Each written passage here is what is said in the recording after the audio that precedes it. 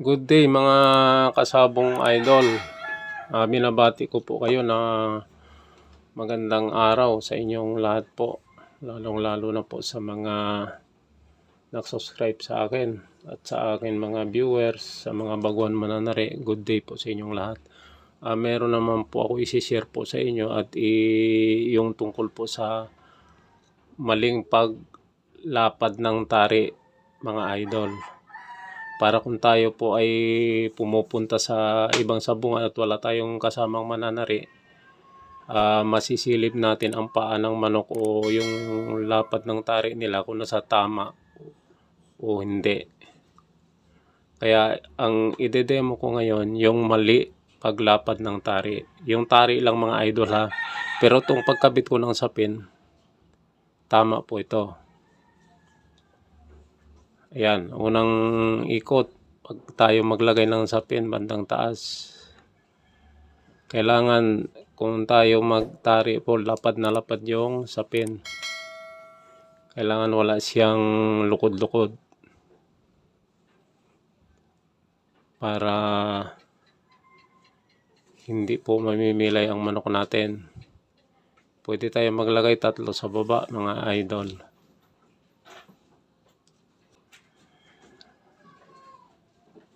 Tatlo sa baba, maglagay tayo ng leather board.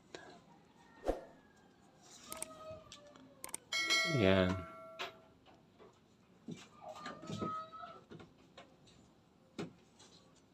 Maglagay tayo ng 2 at titingnan natin ng mabuti yung sapin. Kailangan wala siyang lukod-lukod. Yan.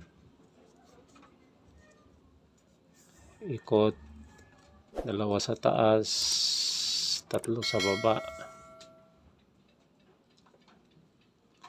Bawat ikot mga idol, i-press natin yung sapin para lapad na lapad. Yan.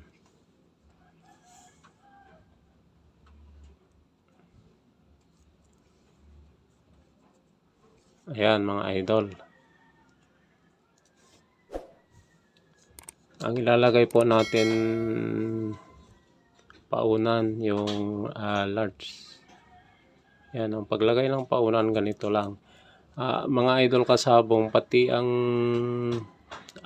paunan mali din po mali din ang paglapad ng unan pagka dinadaya tayo. Wala rin to sa tama paglapad ng paunan. Dapat mga idol ganyan. Pero ito sa baba, kaya wala sa tama. Yan ang paglapad ng paunan. Ayan.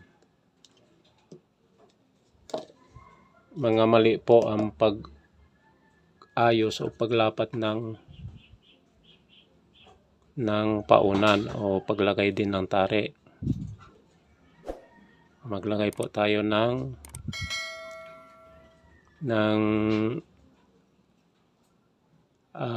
yung bitbit sa ating tinidor ng tari. Ngayon, ito idol ilapat ko na tong tari na mali pagka lagay. Ang ginamit nating tari may singsing. Ayan.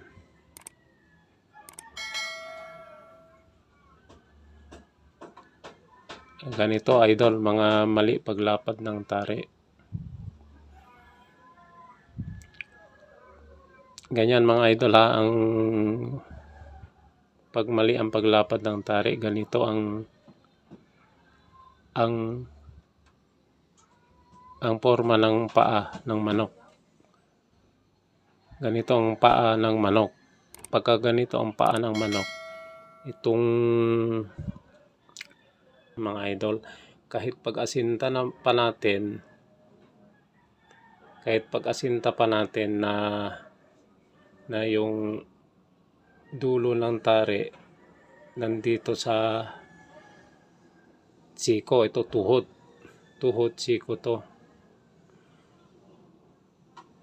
Mali po kasi kung makikita nyo, yung siko o yung tuhod, dito na po ang tuhod.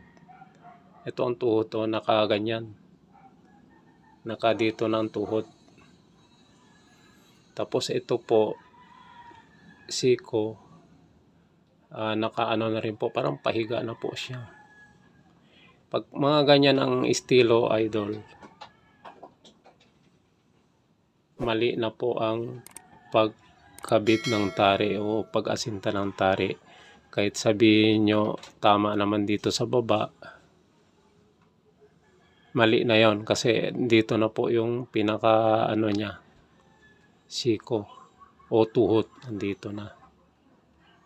Ayan. Yan, mali yan, idol, ha. Lagyan natin ng tali.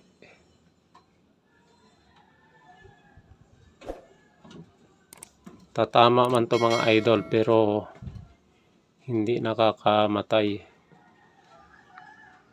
Dahil po halos likod lang o likod po ng tari ang tumatama sa kalaban. Ayan. Lagyan natin ng ilang tali. Kaya masasabi ko mga idol, likod ang tatama sa kalaban. Dahil pag ilapat natin ang manok, ibaba natin sa lupa, gaganyan na yung paa niya. Ay ibig sabihin, itong tuhod, diretso na to, babalik yan sa normal. Sa normal na siya. O siyempre normal na ang paa niya. Ngayon, tingnan nyo ang tari kung saan napunta. Di ba pabalagbag na? Kaya kapag pumalo ang manok, ito na po ang tumatama sa kalaban. Sa kalaban. Ibig sabihin itong likod. Minsan itong likod ng tari, ito rin ang tumatama sa kalaban kasi paganyan na po. Paganyan ang tama ng tari sa kalaban. Paganyan po. Paganyan. Ito na po ang tama. Ito nang tumatama sa kalaban. Yan mga idol. Ang senior ko sa inyo na mali paglapat ng tari. Diba? Yung ganyan yung kanina eh. Ganyan o. Tapos paglapat ng tari, yung manok sa lupa, naging ganyan na siya kasi ito yung tuhod eh. Tuhod eh. Itong tuhod eh. Tingnan nyo. Gaano ang diferensya. Yan mga idol. Yan lagi ang titingnan natin para hindi po tayo madaya sa sabungan na kung dumayo man tayo na walang kasamang mananari, hindi tayo madaya. Gawa nga na nakikita rin natin at sisilipin din po natin habang tinatarian yung manok natin mga idol. Yan, meron na naman po akong binigay na kaalaman sa inyo. Sana makatulong po ito sa inyo. Salamat, maraming salamat sa mga nag-subscribe sa akin at nag-like. Yung hindi pa, paki-subscribe na po at i-like lang po ninyo yung mga video ko. Para parati kayo updated po sa aking mga bagong video ginagawa. Paki-pindot na lang yung notification bell para lagi po kayong updated sa akin. Thank you sa mga viewers at sa mga nag-subscribe sa akin. Salamat.